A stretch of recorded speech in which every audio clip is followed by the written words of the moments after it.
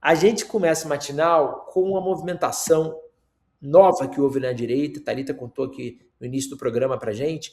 O Ronaldo Caiado, governador de Goiás, anunciou a saída dele do União Brasil e a filiação no PSD, depois de não ter conseguido garantir o apoio do União Brasil para manter a candidatura à presidência da República. A gente vinha acompanhando esse assunto há alguns meses. Eu entrevistei, inclusive, o Caiado aqui no canal, no meu programa, no Papo Amado. A gente falou sobre esse risco. E olha aí, ó, Caiado se filia ao PSD e passa a disputar candidatura presidencial com Ratinho Júnior e Leite. Thalita, a gente sabia que o Caiado já tinha dito que ia deixar a União Brasil, mas ele escolheu logo um partido, uma legenda que tem outros dois governadores presidenciáveis. Enfim, qual é a lógica por trás disso? É isso aí, Guilherme. A gente promete que esse ano não falta notícia, mas calmem, não surtem. A gente está aqui para destrinchar. Vocês estão contando com uma equipe ótima de repórteres. Eu não estou falando isso só por mim mesma, mas todo mundo que está aqui na frente das telas e nos bastidores para destrinchar essa confusão. A gente até separou, Guilherme, a declaração feita, né, pelo Caiado em uma entrevista, durante essa entrevista, à Rádio Nova Brasil, quando ele fala que ele estava insatisfeito no União Brasil, sobretudo porque o partido queria aí apoiar a candidatura de Flávio Bolsonaro, que foi ungido pelo pai, o ex-presidente Jair Bolsonaro. Vamos ouvir um trechinho, coloca na tela aí pra gente, Lucas. Em relação à decisão, eu já informei isso, já falei com o presidente do partido, o Ruedo, a Semineto, que é meu irmão, amigo e irmão, tá certo? Já disse a eles, olha, eu entendo a dificuldade do partido, só que nessa situação eu já estou buscando também uma alternativa para ter um outro partido para me candidatar. Estou em contato com outros partidos, o entendimento é de nós avançarmos para a nossa campanha e é algo a ser resolvido nos próximos dias. Então, este processo é um processo que, com o PT no poder, é um processo bruto, eles não têm limite. Eles têm que ganhar a eleição a qualquer custo. Então, se nós tivermos um candidato só, ele terá dificuldade de caminhar de hoje até 4 de outubro. Se nós tivermos 3, 4, ele vai atirar em todos, mas sem dúvida nenhuma o tiro vai atirar aqui na minha clavícula, o outro vai atirar no braço, mas não vai ter nenhum tiro no coração nosso no decorrer da campanha eleitoral do primeiro turno. No segundo turno, aquele que atravessar vai ser eleito tranquilamente. Olha só. Thalita, muito se fala em união da direita, né, em torno do nome do Flávio Bolsonaro. Mas nessa entrevista, o Caiado justificou esse fato de não ter só um nome na direita, citando a eleição que aconteceu agora em dezembro no Chile. Lá, o candidato vitorioso da direita, José Antônio Cast, fez apenas 23% no primeiro turno contra a candidata de esquerda, Janete Hara. Mas o Cast venceu no segundo turno, tendo apoio total dos outros dois candidatos da direita. Agora, e aí, claro, o paralelo que ele faz é, caso ele vá para o segundo turno, ele poderia receber o apoio dos outros, não precisaria jogar a toalha já no primeiro e abrir mão da candidatura dele. Mas eu te faço uma pergunta, no Brasil a gente tem uma realidade diferente, né? O único presidente que não conseguiu se reeleger até hoje foi o Bolsonaro, que hoje está preso e inelegível. A gente tem normalmente um favoritismo do candidato que está tentando a reeleição grande, né, por várias razões. Uma delas, ter a máquina na mão, como o próprio Jair Bolsonaro sabia muito bem em 2022, usou horrores a máquina, mas não foi suficiente para ele se reeleger. Na sua visão, o Caiado, do ponto de vista de estratégia eleitoral, ele está jogando certo? O Flávio ainda não tem um favoritismo grande como candidato da direita que justificasse que ele jogasse a toalha agora? Muito boa a sua provocação, Guilherme. Eu acho que tem 2 pontos. Eu vou responder o seu questionamento em 2 pontos. Um deles é, a gente sabe que não tem aí um favoritismo ou uma grande decisão de todo mundo aí que estava no campo bolsonarista em torno do nome do Flávio Bolsonaro. E eu acho que a gente precisa de alguns meses para entender o que vai acontecer. Outra coisa é a comparação do Caiado, do Brasil, do cenário do Brasil com o Chile. Eu acho que é uma comparação infeliz. O primeiro ponto, o Chile não tem reeleição. Então, isso faz com que o país tenha aí um histórico, desde a redemocratização nos anos 90, depois aí do período duro e difícil de ditadura de Augusto Pinochet, de uma alternância de poder. A gente sabe, por exemplo, que teve Bachelet eleita 2 vezes, aí intermediados esses 2 mandatos, com um candidato mais ao centro, mais à direita, que era o Pinheira. A gente tem o Boric agora, e agora vai ser, né, a sucessão vai ser justamente do Kast. Então, assim, é difícil comparar as duas realidades, por isso não sei se essa jogada do Caiado é exatamente a melhor, mas com certeza usar o caso do Chile não é. A gente sabe que o Flávio Bolsonaro está longe de unir a direita, por isso que o Caiado está usando essa linha aí do que, como o governador de Minas fez, o Romeu Zema, que também não abriu mão da própria candidatura.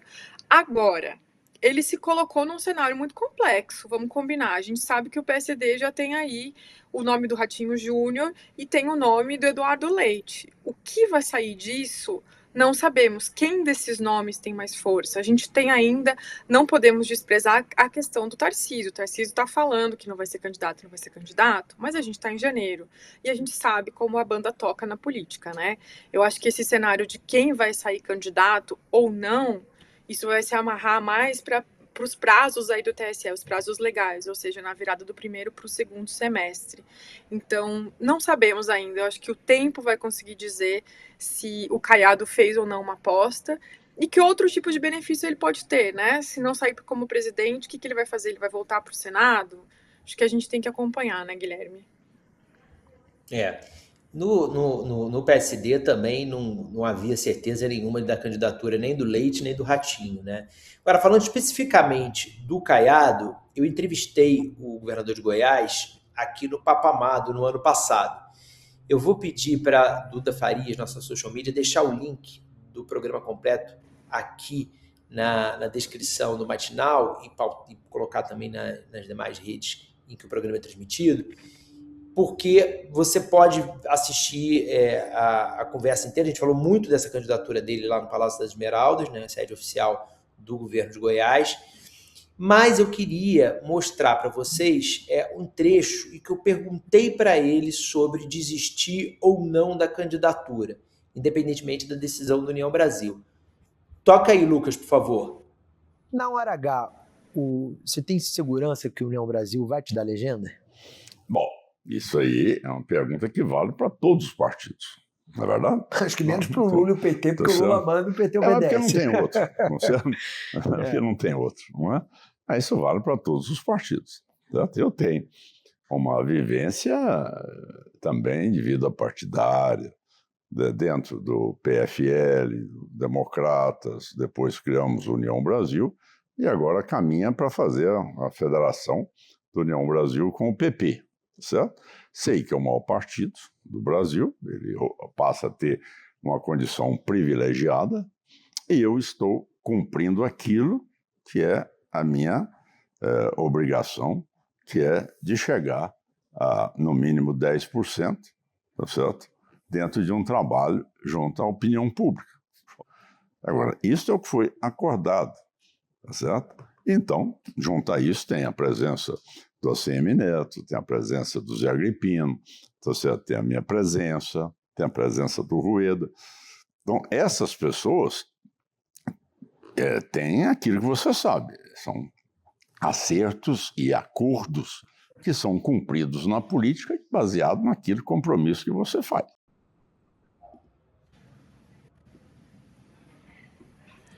É isso, né, Guilherme? Eu só queria dizer que você foi certeiro aí em fazer essa entrevista um pouco antes aí desse desdobramento do Caiado. Então fica a dica para o pessoal assistir a entrevista com o Caiado no canal.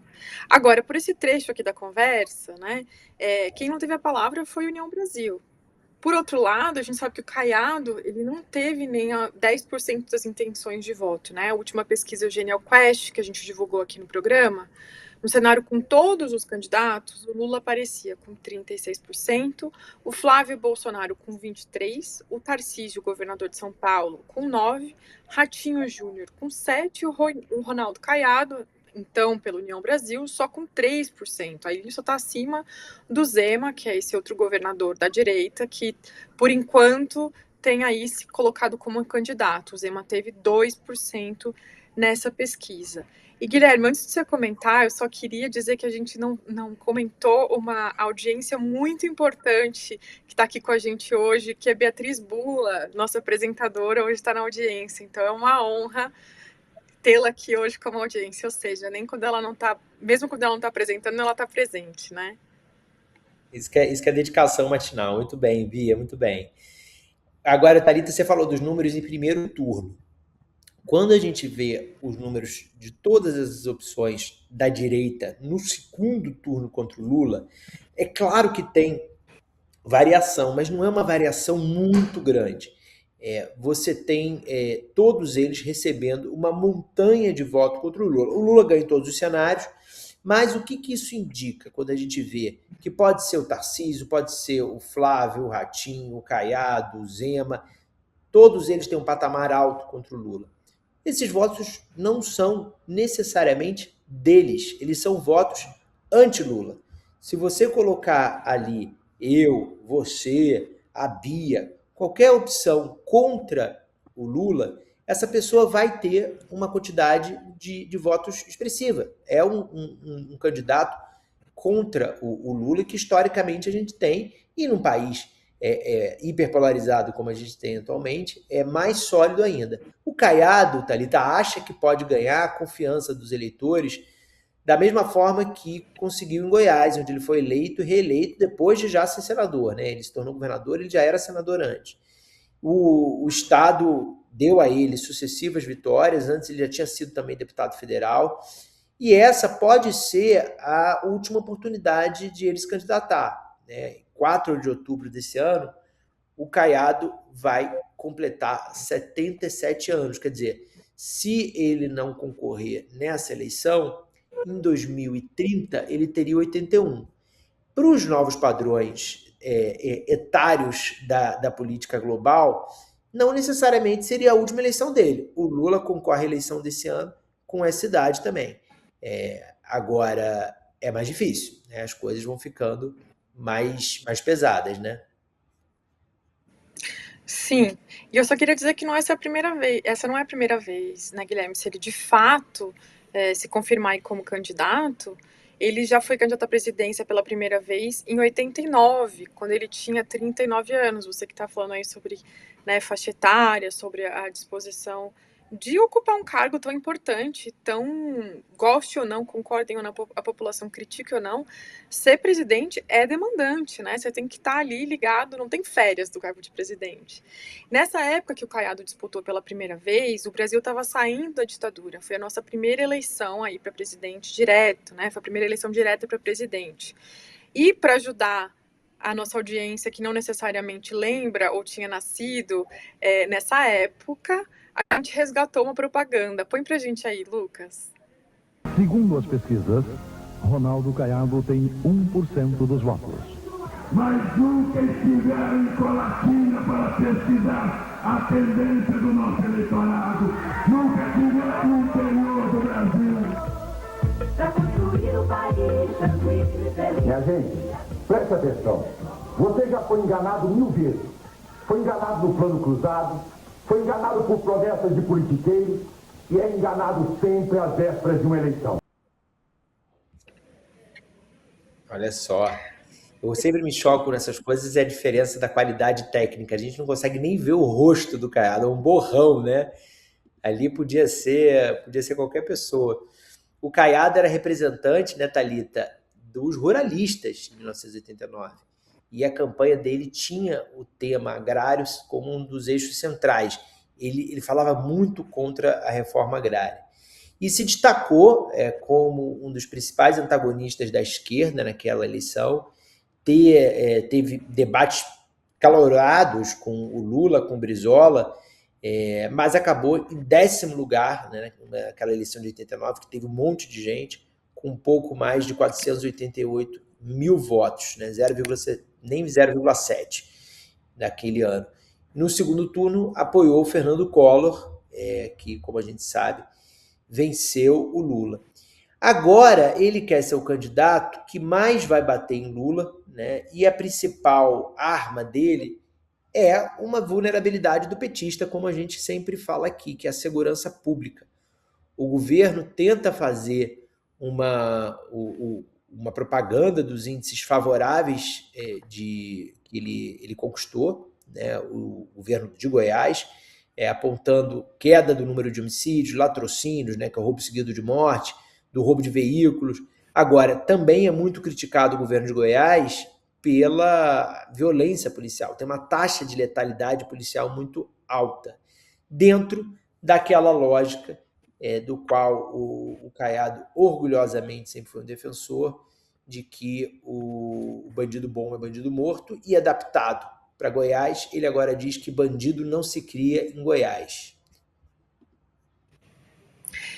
É isso, Guilherme, o que eu acho que é uma questão que a gente vai trazer em muitos momentos aqui no Matinal. A gente sabe que a pauta da segurança pública e esse discurso bastante punitivista, né, que costuma aparecer como uma saída fácil, sobretudo para candidatos da direita, esse não é o diferencial do Caiado. Eu acho que essa é a chave de uma dificuldade do que ele vai ter para disputar com esses outros possíveis presidenciáveis da direita, esses nomes legado do bolsonarismo, e eu acho que vai ser uma coisa que a gente vai observar. Qual é essa marca que, ao mesmo tempo, por um lado, né, esses nomes se ligam ao bolsonarismo por defenderem essas pautas, como, por exemplo, a questão da segurança pública, ter um discurso de pulso firme, etc. Mas o que diferencia cada um desses candidatos da direita? Em que eles se diferenciam? Em que eles acrescentam mais à população? O que eles oferecem para a população que o bolsonarismo não conseguiu resolver? Porque o Bolsonaro, ele foi presidente por 4 anos e a gente não viu uma melhora da segurança pública, muito pelo contrário no Brasil. Então eu acho que é esse tipo de debate que a gente tem que trazer aqui para tentar discutir com a nossa audiência, como cidadãos brasileiros, quais são as coisas que vão fazer diferença nessa eleição, para que a população vai olhar, e eu acho que essa é também uma das dificuldades do Caiado, né? E até falando, eu gosto muito de ver essas propagandas antigas, me chama também a atenção a questão técnica, né? Como é diferente o áudio, a qualidade do som, tinha aquela tradição ainda de uma narração muito mais radialista, com aquele R puxado, mas o Caiado já era estridente como ele é hoje, né? Ele tem esse mesmo tom de voz forte. E tem uma imagem também que ficou muito icônica, que era de ele montado ao cavalo, numa coisa meio quase se colocando ali um pouco como um príncipe e tudo mais, ou essa visão meio ruralista. Então, vamos ver que Caiado vem, né? Nessa candidatura, se é que vem uma candidatura mesmo, e para que mais o PSD vai olhar. O PSD e os outros partidos aí desse campo da direita, eu acho que a gente vai ter bastante espaço nesse matinal para discutir que tipo de temática vai mobilizar a população brasileira, o eleitor brasileiro, e a gente promete trazer aqui discussões que engajem, mas que discutam temas difíceis como a segurança pública, que muitas vezes são deixados de lado, sobretudo pelo campo da esquerda, ou que são respondidos de forma muito simplista pela direita. Acho que a gente tem como missão aqui desvendar, explicar e complexificar no sentido de trazer mais variáveis, mas sem deixar isso muito simplista e, ao mesmo tempo, apontar para soluções, né, Guilherme? Aqui na nossa comunidade, Thalita, tem uns comentários interessantes. A Cerise Alves Correia, ela diz: o Caiado traiu o presidente Bolsonaro na pandemia, sem chances. Ela está se lembrando do rompimento que houve entre o Caiado e o Bolsonaro durante a pandemia, quando o Caiado, que é médico, discordou publicamente da maneira como o Bolsonaro vinha enfrentando a pandemia de Covid-19. Né? Lembrando que ele estimulava, lembrando não, porque todo mundo lembra, né? Não precisa, aquilo não tem como esquecer, o comportamento do Bolsonaro incentivando a aglomeração, desestimulando o uso de máscara, desencorajando as pessoas a tomarem vacina, enfim, isso não precisa lembrar. E a Cerise diz que você não havia nascido, não tem como lembrar, eu não sei se ela está falando para mim ou para você, está falando da campanha de 89. Pior que eu tenho alguns flashes muito vagos da campanha de 89. Eu realmente era muito criança, eu tinha 3 anos, não tem como eu lembrar nada, mas eu tenho um flash, Cerise. A Thalita tem 24, então a Thalita realmente ela não tinha como lembrar. Com 24 anos, ela mal viu a eleição do Bolsonaro, entendeu? Ela estava na escola quando o Bolsonaro se elegeu. Eu vou deixar essa brincadeira, provocação, eu vou ter um momento aqui, Glória Maria, adivinha a minha idade.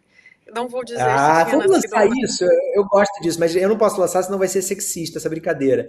Mas você pode lançar, assim, de adivinha a idade do Guilherme, entendeu? Aí eu vou ter a chance de fazer o mesmo. Não, eu Olha vou, aqui, para você sabe acabar, que como a gente teve um programa Ah, muito bom, aliás, para falar sobre as mulheres, aliás, eu assisti, estava com uma audiência e gostei muito. Deixem comentários, se vocês perderam ontem, vão lá. Mas eu tenho a mesma idade que o Guilherme, então eu já tinha nascido, eu era criança, era pequena, mas desde pequena eu sou muito ligada à política, então eu tenho vagas memórias, mas eu tenho, meus pais sempre foram muito ligados à política também. Mas tudo bem, se alguém não nasceu, dá sempre pra gente estudar a história e voltar atrás, não tem problema. Acho que o importante é ter memória, seja a sua própria memória ou seja a gente acompanhar, né? O mais importante é não esquecer o que aconteceu na história pra gente não repetir os erros, né, Guilherme? Olha, tem o Shazam aqui, ele acordou disposto a acabar comigo aqui, Thalita. Ele falou: esse cara aí tem uns 60 anos no mínimo. Shazam, você me odeia, Shazam. Nossa senhora, que pesado. 60 anos é demais. Eu tô com grisalho aqui, mas 60 anos eu sei que você tá exagerando.